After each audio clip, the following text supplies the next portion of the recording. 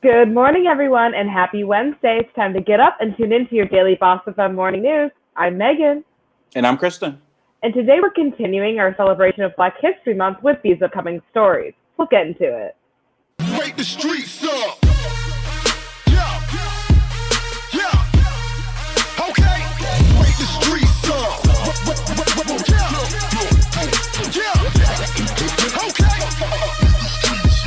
Good morning, everyone. Kristian has some ways for us to celebrate Black History Month. Kristian? That's right, Megan. So we know that Hollywood is full of movies with Black people talking about slavery, segregation, and a lot of the struggles that we went through since slavery. But Black people, we deserve to be in happy-go-lucky comedies and love movies as well. So for 2021 Black History Month here at Boss FM, we put together our favorite Black movies showing us in better light. Let's see it. In 1995, Will Smith and Martin Lawrence teamed together for the action-packed comedy Bad Boys that follows officers Mike Lowry and Marcus Burnett as they track down millions of dollars worth of drug money as Miami police. Legendary rapper Ice Cube starred in Barbershop back in 2002, which chronicles a day in the life of a barbershop in the south side of Chicago.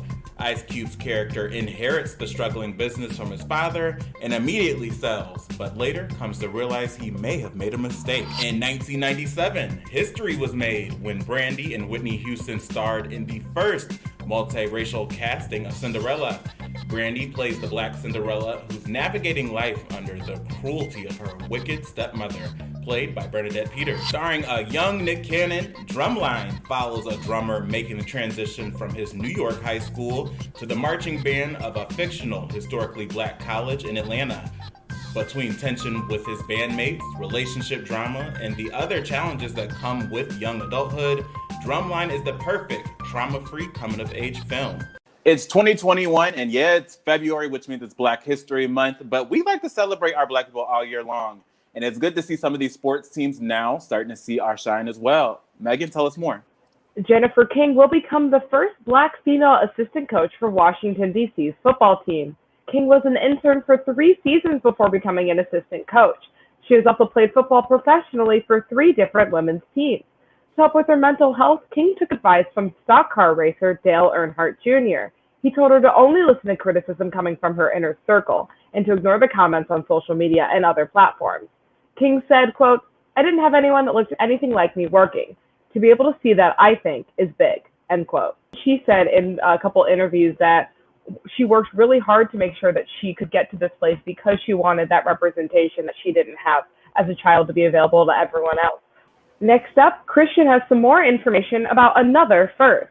So the ACLU has been around for 101 years, and now in 2021, they have elected their first Black female president. Let's check out the footage. The American Civil Liberties Union, or ACLU for short, has announced that NYU professor Deborah N.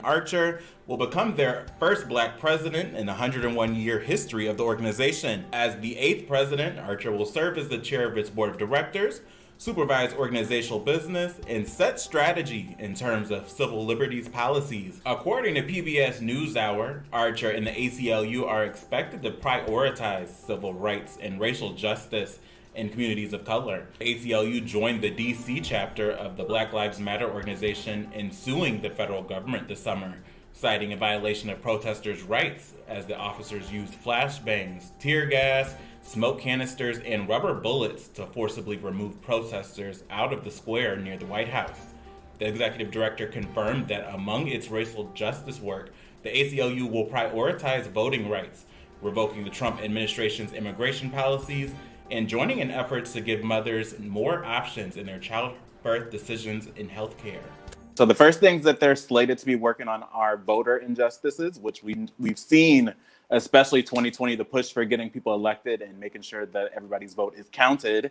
And they're also going to make sure that discrimination within communities of color is taken care of as well. So the agenda is packed and it's set early, so hopefully they can get a head start on that. So curriculum in our schools has been a hot button topic all year long, with certain communities wanting to add more information, some wanting to take some out. Megan has more information on what curriculums are going to look like across the country. College Board is creating an advanced placement program about the African diaspora.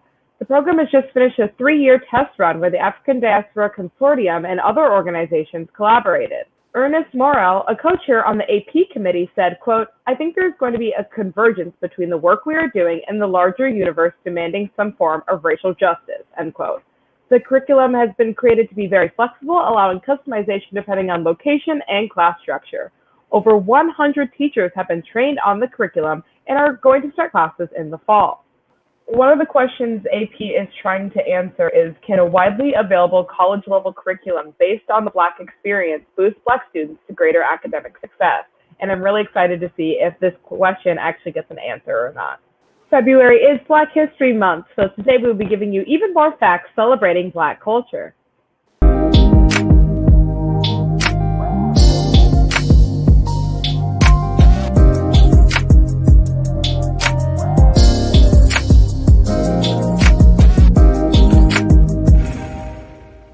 So every year, a new theme is chosen by the Association for the Study of African American Culture and History. This year's theme is the Black Family, Representation, Identity, and Diversity, which aims to explore the wide-ranging diversity of our Black people. I just think this theme really encompasses everything that we've been experiencing, seeing, and feeling this past year or so. I think with everyone being home and the pandemic just kind of exposing some people's true colors, we see what's going on. We see what needs to be done, and we're ready to jump in and do it. And themes like this help push that and help motivate people to do so. All right, everyone, that is it for your Wednesday morning Boss FM News. If you'd like to rewatch any of our shows, as always, you can tune in to them on the Boss FM app, available for download in your app store or on any of our social media platforms. Be sure to check out Boss FM News in the evening at 8:30 tonight. I'm Kristian. I'm Megan. And you guys have a great day.